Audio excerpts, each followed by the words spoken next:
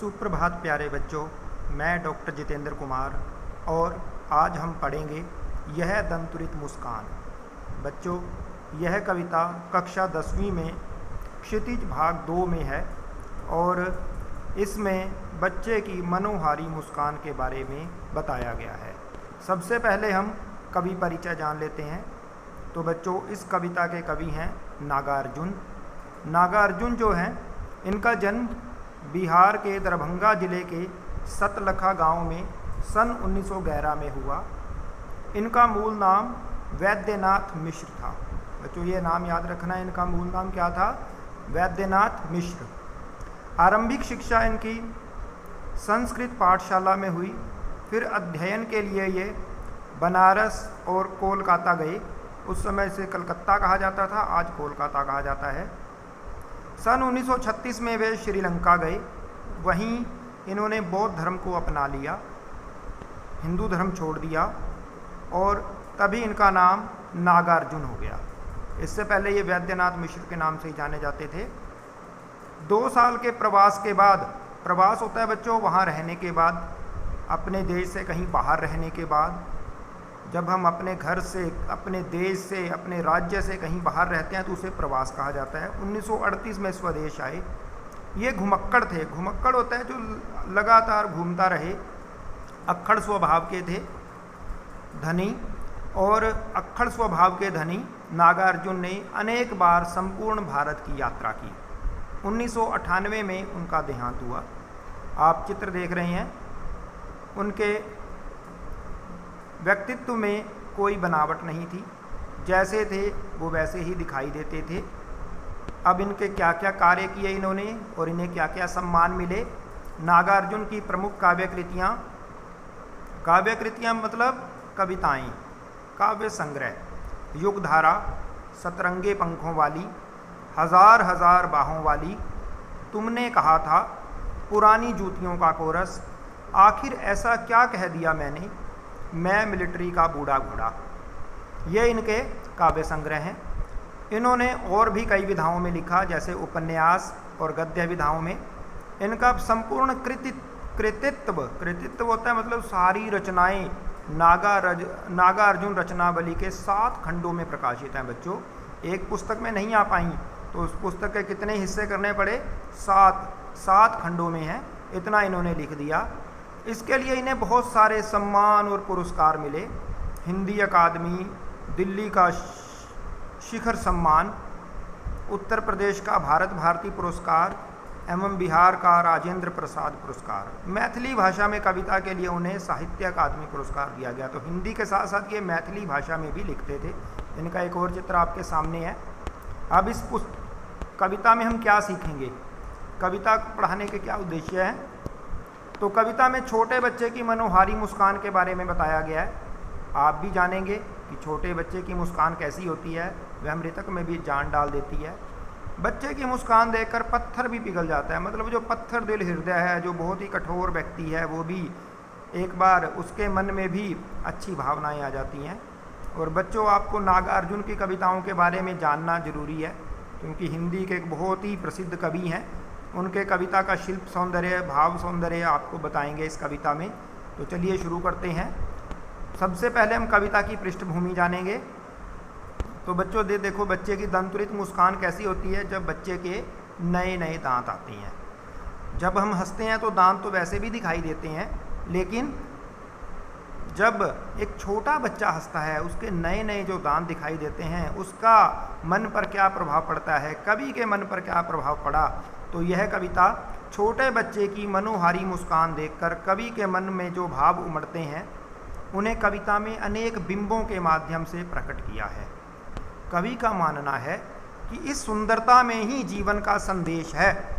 इस सुंदरता की व्याप्ति ऐसी है कि कठोर से कठोर मन भी पिघल जाए। इस दंतुरित मुस्कान की मोहकता तब बढ़ जाती है जब उसके साथ नज़रों का बांकपन जुड़ जाता है। तो बच्चों, नज़रों का बांकपन भी बहुत ही बड़ी बात है। अब हम इस कविता के कुछ मुश्किल शब्द देख लेते हैं जो हमें आगे आएंगे। दंतुरित, बच्चे के नए नए दांत। जलजात, जल और जात, जल होता है पानी और जात जल में जन्म लेने वाला मतलब कमल का फूल। वैसे तो बहुत सारी चीज़ें जल में जन्म लेती हैं, लेकिन हम जानते हैं कि जलज एक कैसा शब्द है, रूढ़ शब्द है। रूढ़ शब्द होता है जो किसी विशेष अर्थ में रूढ़ हो गया हो। अनिमेष, बिना पलक झपकाए, लगातार। मधुपर्क, ये भी एक ऐसा शब्द है जिसमें कई चीज़ों का मेल होता है। मधु और पर्क, जिसमें दही, घी, शहद, जल और दूध 5 चीज़ों का प्रयोग किया जाता है, और ये बच्चों को, छोटे बच्चों को खिलाने के लिए प्रयोग किया जाता है। कनखी होता है बच्चों तिरछी निगाह से देखना। छविमान, सुंदर, इतर, दूसरा। तो अब कविता का प्रथम पद्य पढ़ेंगे, पहला पहरा। तुम्हारी यह दंत्रित मुस्कान मृतक में भी डाल देगी जान। धूली धूसर तुम्हारे ये गात, छोड़कर तालाब मेरी झोंपड़ी में खिल रहे जलजात। परस पाकर तुम्हारा ही प्राण, पिघल कर जल बन गया होगा कठिन पाषाण। तो वो अपने बच्चा, इस कविता में जो कवि है अपने बेटे को, अपने पुत्र को पहली बार देखता है, क्योंकि कवि घुमक्कड़ स्वभाव का है, तो वो बाहर घूमता रहता है, और जब वो घर आता है तब तक उसका जो पुत्र है वो 7, 8, 9 महीने का हो जाता है। अब बच्चे के लिए उसका पिता जो है वो अपने पिता को नहीं जानता, क्योंकि उसने आज तक अपने पिता को देखा नहीं है। तो लेकिन बच्चा उसकी तरफ देख के मुस्कुराता है, तो कवि के मन पर उसका क्या प्रभाव पड़ता है। तुम्हारी यह दंतुरित मुस्कान, वो अपने पुत्र से कहता है कि ये जो तुम्हारी दंतुरित मुस्कान है ना, ऐसा लगता है जैसे मृतक में भी जान डाल देगी। अब बच्चों, हम जानते हैं कि जो व्यक्ति मर जाता है उसको जिंदा नहीं किया जा सकता। तो यहाँ प्रतीकात्मक शब्द हैं, यहाँ रूपक अलंकार है। इसका अर्थ है कि जो व्यक्ति मरणासन हो, मरने वाला हो, बहुत ही निराश हो, हताश हो, वो भी एक बार उसमें भी आशा का संचार हो जाए, वो भी एक बार प्रसन्न हो जाए यदि वो इस मुस्कान को देख ले। किस मुस्कान को देख ले? बच्चे की दंतरित मुस्कान को वो देख ले। निराश व्यक्ति, हताश व्यक्ति, कैसा भी दुखी हो, उसके मन में भी आशा का संचार हो, प्रसन्नता का संचार हो। इस पंक्ति का ये अर्थ है। धूली धूसर तुम्हारे ये गात। धूली धूसर होता है धूल से सने हुए, गात होता है शरीर। तो कवि देखता है कि बच्चा जो है धूल में खेल रहा है, मिट्टी में खेल रहा है, और उसके सारे शरीर पर धूल लग गई है। तो कवि को लगता है ये धूल नहीं है, ये क्या है? छोड़कर तालाब मेरी झोंपड़ी में खिल रहे जलजात। जलजात हमने बताया था कमल का फूल, इसका चित्र आप एक तरफ देख रहे हैं। बच्चा खेल रहा है, कवि को क्या प्रतीत होता है कि उसकी झोंपड़ी में ही कमल के फूल खिल रहे हैं। कमल के फूल कहाँ खिलते हैं? तालाब में, पानी में खिलते हैं। लेकिन कवि को लगता है कि नहीं, ये जो बच्चे के शरीर पर धूल है, ये कमल के फूल हैं। बच्चा इतना सुंदर लग रहा है जैसे कमल का फूल हो। तो इसमें हमें समझना चाहिए कि वहाँ वास्तव में फूल नहीं खिले हुए, लेकिन कवि को इतना सुंदर प्रतीत हो रहा है, इतना सुंदर लग रहा है जैसे कमल के फूल हों। परस पाकर तुम्हारा ही प्राण। परस होता है स्पर्श। बच्चे का स्पर्श इतना कोमल होता है, यदि आप भी किसी छोटे बच्चे को स्पर्श करो तो बहुत ही कोमल होता है वो। पिघल कर जल बन गया होगा कठिन पाषाण। अब कवि कहता है कि यदि कोई तुम्हारा पाषाण हृदय व्यक्ति भी, पाषाण होता है पत्थर, यदि पत्थर भी तुम्हारा स्पर्श पाले तो वो जल की तरह कोमल हो जाए। पत्थर बच्चों बहुत क्या होता है? कठोर होता है, और जल बहुत ही कोमल होता है। तो मतलब क्या है इसका कि पत्थर जल बनेगा? नहीं। यदि कोई पत्थर दिल व्यक्ति, बहुत ही कठोर व्यक्ति हो, कैसा कठोर हो कि उसके मन में कभी दया का भाव ना आए, उसके मन में कभी प्रेम का भाव ना आए, और वो व्यक्ति भी तुम्हारा स्पर्श पाले, उसमें भी दया का भाव आ जाए, उसमें भी प्रेम का भाव आ जाए, तुम्हारा स्पर्श इतना कोमल है। तो वो अपने बच्चे के स्पर्श को कोमल बताने के लिए इस प्रकार से उपमाएं दे रहा है, इस प्रकार से उसकी तुलना कर रहा है। अब हम बच्चों दूसरा पहरा पढ़ेंगे। छू गया तुमसे कि झरने लगे शेफालिका के फूल। बच्चों, ये शेफालिका के फूल हैं जो आपको सामने दिखाई दे रहे हैं, जो बहुत ही सुंदर होते हैं, बहुत ही कोमल होते हैं। तो कहते हैं तुमसे कोई व्यक्ति छू ले। कैसा व्यक्ति छू ले? बांस था कि बबूल? बांस और बबूल की तरह कंटीला, सख्त, कठोर व्यक्ति जो दूसरों को कष्ट देने वाला हो, यदि वो भी तुमसे एक बार छू जाए तो उससे भी शेफालिका के कोमल फूल झरने लगे। इसका अर्थ है बच्चों कि कोई कठोर व्यक्ति, दूसरों को कष्ट देने वाला व्यक्ति यदि उस बच्चे से छू जाए तो उसका मन भी शेफालिका के फूल की तरह कोमल हो जाए। यहाँ पर बच्चों प्रतीकात्मक है, आपने ध्यान से समझना है। तुम मुझे नहीं पाए, नहीं पहचान। अब बच्चा अपने पिता को पहचान नहीं पाया। क्यों नहीं पहचान पाया? जैसा मैंने बताया है, क्योंकि उसने अपने पिता को आज तक देखा ही नहीं। उसके पिता तो आज तक बाहर रहे, तो वो कैसे पहचानता अपने पिता को? इसलिए देखते ही रहोगी अनिमेष। अनिमेष क्या होता है बच्चों? लगातार, बिना पलक झपकाए। कहते तुम मुझे पहचान नहीं पाए, इसलिए इतनी हैरानी से लगातार देखते रहोगे मुझे। थक गए हो, आँख लूँ मैं फिर?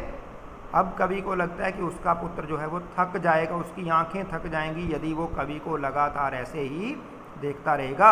इसलिए वो उसकी तरफ से आंख फेर लेना चाहता है। बच्चों, आंख फेर लेना एक मुहावरा भी होता है, लेकिन यहाँ पर कवि ने मुहावरे का प्रयोग किया है कि वो उस दूसरी तरफ देखने लग जाए, कहीं बच्चे की आंखें थक ना जाएं। क्या हुआ यदि हो सके परिचित ना पहली बार? कभी कहता है क्या हुआ यदि हम पहले परिचित नहीं हो पाए? हम आज पहली बार मिले हैं, ये हमारा प्रथम मिलन है, तो फिर क्या हुआ? लेकिन यदि तुम्हारी माँ ना माध्यम बनी होती आज। अब माँ ने उसको बताया कि ये तुम्हारे पिता हैं, बच्चे को बताया, तो बच्चे ने पिता की तरफ बड़े ध्यान से देखा कि अच्छा ये मेरे पिता हैं। मैं ना सकता देख, मैं ना सकता जान। तो वो कहता है कि तुम्हारी माँ का ये मैं धन्यवाद करता हूँ जिसने मुझे तुमसे मिलवाया, तुम्हें मेरे बारे में बताया और मुझे भी बताया कि ये मेरा पुत्र है। और मैं तब तक उसकी ये मुस्कान ना जान पाता। जब बच्चे ने अपने पिता को देखा तो वो मुस्कुराने लगा। उसकी मुस्कान कैसी थी? उसकी मुस्कान दंतुरित थी। कहता है मैं तुम्हारी मुस्कान के बारे में परिचित ही ना हो पाता, तुम्हारी यह दंतुरित मुस्कान। तो इस तरह से ये दूसरा पद खत्म हो गया बच्चों। अब तीसरा पद, धन्य तुम, माँ भी तुम्हारी धन्य है। तो ये देखो बच्चों, ये बच्चा और उसकी माँ है। तो कहता है कि ये वास्तव में उसकी माँ और बच्चा नहीं है, ये हमने एक प्रतीकात्मक फोटो लिया है। कहीं आप यही समझ लो कि यही उसकी माँ है और यही उसका बच्चा है, ऐसा नहीं है बच्चों। धन्य तुम, माँ भी तुम्हारी धन्य है। कहता तुम बड़े धन्य हो, तुम बड़े सुंदर हो और तुम्हारी माँ भी धन्य है, जो रोज़ तुम्हें इसी तरह से दंतुरित मुस्कान, तुम्हारी मधुर मुस्कान को देखती है। मैं चिर प्रवासी, मैं अन्य। कहते मैं तो चिर प्रवासी हूँ, बाहर रहने वाला हूँ, मुझे तो घूमने की आदत है, मैं घुमक्कड़ हूँ। प्रवासी मतलब मैंने बताया अपने घर से कहीं दूर जाके रहने वाला। मैं अन्य, मैं तुम्हारे लिए अनजान हूँ, क्योंकि तुम मुझे जानते नहीं हो, आज तक तुमने मुझे देखा नहीं है। इस अतिथि से प्रिय तुम्हारा क्या रहा संपर्क? कहते इसमें तुम्हारा भी कोई दोष नहीं है, क्योंकि मैं भी अतिथि की तरह आज घर आया हूँ। अपने घर में एक मेहमान की तरह हूँ मैं, क्योंकि मैं अपने घर में रहता नहीं हूँ। तुमसे मेरा कोई संपर्क ही नहीं रहा, तुम मुझसे कभी मिले ही नहीं, तो तुम मुझे क्या पहचानोगे? क्योंकि बच्चा हो सकता है कवि की गोद में ना गया हो, कवि के पास ना गया हो, उससे डर गया हो, तो इसलिए उसने क्या कहा कि इसमें तुम्हारा कोई दोष नहीं है। दोष किसका है? यदि दोष है तो इसमें मेरा दोष है, कवि ये मानता है। उंगलियां माँ की कराती रहीं मधु पर। ये देखो माँ जो है बच्चे को खिला रही है, तो कहते हैं माँ की उंगलियों से ही तुमने आज तक मधु परक खाया है। मधु परक हमने बताया था बच्चों 5 चीज़ों से बनता है, शहद, दही, घी, दूध और पानी। ये 5 चीज़ों से मधु परक बनता है और इसे छोटे बच्चे को खिलाया जाता है। बच्चे बड़े चाव से उसे खाते हैं। बच्चों आजकल तो बच्चे जो हैं वो चॉकलेट, टॉफ़ी वगैरह ज़्यादा खुश होकर खाते हैं, लेकिन पहले ऐसी चीज़ें नहीं होती थी, तो बच्चों को इन्हीं चीज़ों से ही प्रसन्न किया जाता था। देखते तुम कनखी मार और होती जबकि आंखें चार। तो बच्चों कनखी मार के देखना भी एक मुहावरा है और आंखें चार होना भी एक मुहावरा है। तो बच्चे ने कवि की तरफ तिरछी नज़र से देखा और इतने में ही कवि और बच्चे की आंखें मिल गई। 2 आंखें कवि की और 2 आंखें बच्चे की। तो कितनी हो गई? दोनों की आंखों में मिलके 2 और 2 4 हो गई। मतलब आंखें 4 होने का अर्थ होता है कि प्रेम होना। तो बच्चे ने भी बड़े प्रेम से कवि की ओर देखा और कवि ने भी बड़े प्रेम से अपने पुत्र की ओर देखा। बच्चा कैसे देख रहा था कवि को? कनखी मार के, तिरछी निगाह से देख रहा था। वो थोड़ा डर भी रहा था कवि से। और तब तुम्हारी दंतुरित मुस्कान मुझे लगती ही बड़ी ही छविमान। कहता जब तुमने मुझे इस तरह से देखा तो मुझे तुम्हारी ये जो दंतुरित मुस्कान है बड़ी ही छविमान लगी। छविमान होता है सुंदर, मुझे तुम्हारी ये दंतुरित मुस्कान बड़ी ही सुंदर लगी। तो बच्चों हमने ये कविता पढ़ी है, आपको समझ में ज़रूर आई होगी। अब हम इसका शिल्प सौंदर्य देख लेते हैं। भाव सौंदर्य तो शिल्प हमने ऊपर समझ ही लिया है। हिंदी के खड़ी बोली रूप का प्रयोग है, मानक हिंदी भाषा जिसे हम बोलते हैं बच्चों, उसका प्रयोग है। मनोहारी मुस्कान अनेक बिंबों के माध्यम से प्रकट की गई है। बिंब होते हैं बच्चों जो हमारी ज्ञानेंद्रियों को प्रभावित करते हैं। तो हमारी ज्ञानेंद्रियां कितनी होती हैं? 5 ज्ञानेंद्रियां होती हैं हमारी, और इसी तरह से 5 प्रकार के बिंब भी बनते हैं। इसमें 2 बिंबों का प्रयोग किया गया है बच्चों, स्पर्श और दृश्य बिंब। स्पर्श बिंब जहाँ छूने की बात है, स्पर्श पाकर तुम्हारा ही प्राण, और जब बाकी सब में ये देखो बच्चों, तुम देखते इधर कनखी मार और होती आंखें चार, इसमें बाकी सारे में दृश्य बिंब है। तो कौन कौन से बिंब हैं? दृश्य बिंब और स्पर्श बिंब। स्पर्श बिंब जहाँ हमें पता लगे कोई चीज़ कोमल है, कठोर है, वहाँ स्पर्श बिंब होता है बच्चों। और 3 बिंब और हैं जिनके बारे में मैं आपको थोड़ा बता देता हूँ, जिनके बारे में मैं आपको थोड़ा सा समझा देता हूँ। कौन कौन से 3 बिंब हैं वो? एक घ्राण बिंब है।